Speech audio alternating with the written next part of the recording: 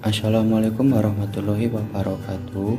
Kami dari kelompok 19 yang beranggotakan David Songgopati dengan NIM 1961205 dan saya Muhammad Ryofi Sobirin dengan NIM 1961217. Di sini kami akan menjelaskan melamar dan wawancara kerja. Yang pertama adalah menulis surat aplikasi. Menulis surat aplikasi atau surat lamaran juga dikenal sebagai sampul surat. Untuk memberitahu pembaca apa yang akan dikirim, mengapa surat lamaran mengirimnya, dan bagaimana perusahaan dapat memperoleh manfaat dari membacanya. Meskipun pesan ini seringkali bukan surat tercetak lagi, banyak profesional masih menyebutnya sebagai surat. Berhati-hatilah dengan surat lamaran yang dibawa bersama dengan resume. Surat lamaran yang ditulis dengan buruk dapat mendorong pemberi kerja untuk melewatkan resume tersebut, bahkan jika ada suatu pekerjaan yang cocok. Sesuaikan surat lamaran dengan setiap lowongan pekerjaan dan situasi. Spesialis pegawai Abi Kohut menyebut surat lamaran itu sebagai evaluasi keterampilan menulis yang menyamar, dan menekan bahwa suatu kesalahan pun dapat membuat terpental dari pertengahan atau seleksi untuk lowongan pekerjaan. Tindak lanjut setelah mengirim resume. Yang pertama adalah terus mengevaluasi upaya komunikasi dan profesionalisme. Jadi jangan katakan atau lakukan apapun untuk meninggalkan kesan negatif.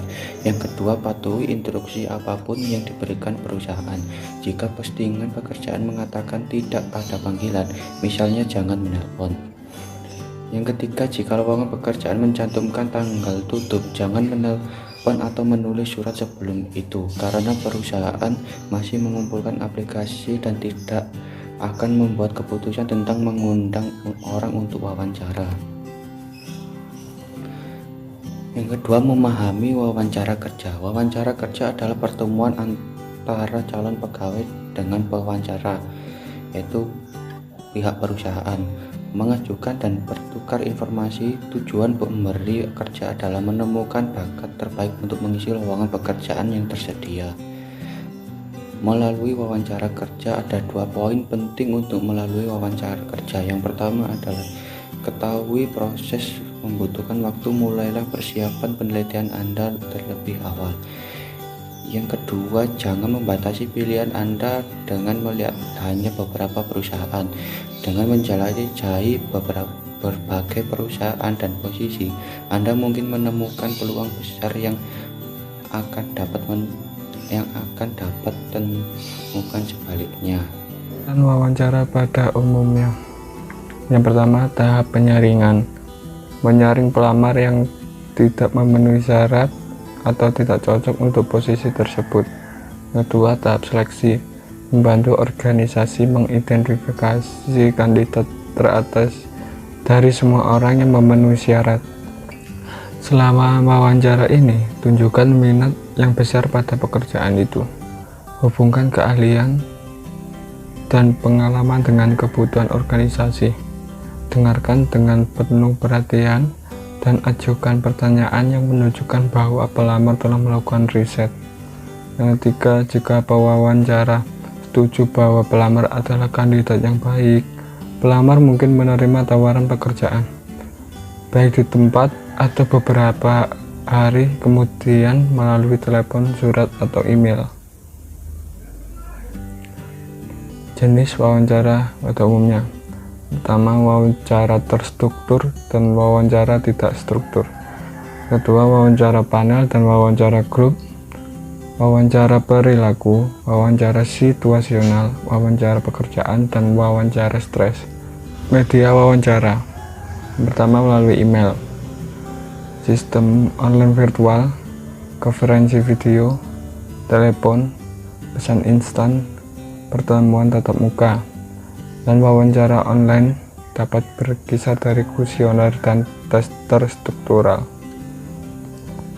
Mempersiapkan wawancara kerja. Yang pertama, belajar tentang perusahaan dan pewawancara. Berpikir ke depan tentang pertanyaan. Meningkatkan kepercayaan diri. Polis gaya wawancara, menyajikan citra profesional, dan yang terakhir mempersiapkan diri. Wawancara untuk sukses. Yang pertama, dengan melakukan pemanasan. Pemanasan adalah yang paling penting, meskipun mungkin hanya menghabiskan sebagian kecil dari waktu yang Anda dalam wawancara.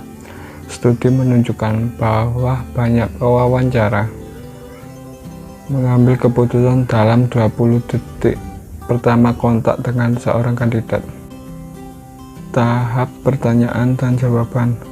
Pertanyaan dan jawaban biasanya menghabiskan sebagian besar wawancara, tergantung pada jenis wawancara.